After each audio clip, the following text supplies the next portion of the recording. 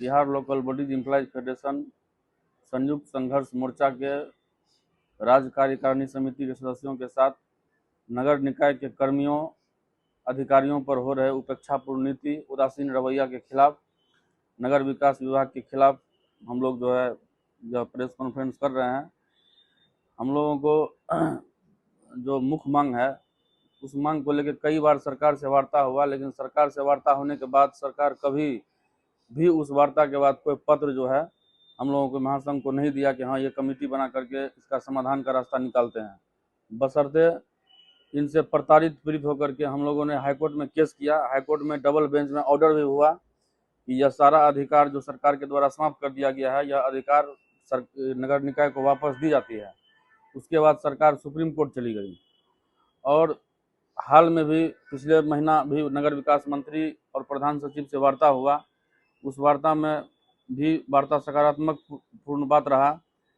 जब भी समस्या लेकर के सरकार के पास में जाते हैं तो सरकार कहती है कि नगर निकाय सक्षम है, और जब नगर निकाय में आते हैं तो नगर निकाय में जब तक अधिकारी सारी बात को समझते हैं कि हाँ ये कर्मी का समस्या का समाधान करना है और सारे नगर पालिका एक्ट को राज्य के सरकार के द्वारा निर्गत अध्यादेशों को संकलन को समझने में उनको समय लगता है, तब तक में सरकार 3 महीना पर पदाधिकारी का ट्रांसफर भी कर देता है। सुप्रीम कोर्ट का आदेश है कि विशेष परिस्थिति में 2 साल पर ट्रांसफर किया जाए। सरकार के चीफ सेक्रेटरी का हाल में पत्र निर्गत हुआ है। उन्होंने चिट्ठी में स्पष्ट लिखा है कि जो विशेष मतदाता गहन पुनरीक्षण का कार्य चल रहा है उसमें जो पदाधिकारी उसमें प्रतिनियुक्त हैं उनका ट्रांसफर नहीं किया जाए। निर्वाचन आयोग से एक गजट प्रकाशित हुआ, उसमें नगर निकाय के बहुत सारे पदाधिकारी उसमें लगे हुए हैं और हम लोगों ने पदाधिकारियों से बात करके कर्मियों के समस्या का समाधान का बात रखा था। कर्मी के समस्या के समाधान का विचार सकारात्मक पहल अधिकारियों की ओर से की जा रही थी। इसी बीच सरकार के द्वारा 126 अधिकारी का ट्रांसफर कर दिया गया है। इस ट्रांसफर के खिलाफ में भी माननीय उच्च न्यायालय पटना में यह मुकदमा दायर किया गया है और इसका जो है सुनवाई बहुत जल्द होना है। इसको लेकर के एक दाऊद नगर के भी कार्यपालक पदाधिकारी भी केस किए हैं, जिसमें सरकार के द्वारा हाईकोर्ट के द्वारा उनको स्टे भी दे दिया गया है और स्टे देने के बाद 4 सप्ताह के अंदर हल्फनामा दाखिल करने के लिए कहा गया है।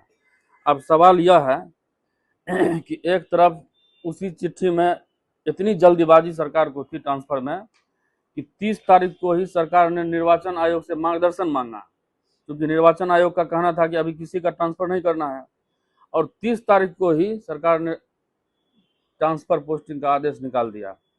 अब कर्मचारी जाए तो जाए कहाँ? कर्मी का समस्या का समाधान कैसे होगा?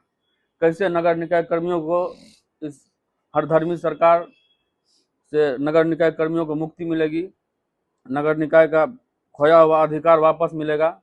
इसी को लेकर के हम लोग प्रेस कॉन्फ्रेंस कर रहे हैं और बहुत जल्द जन आंदोलन पटना के सड़कों पर पूरे राज्य भर के कर्मी आंदोलन करने के लिए उग्र होंगे।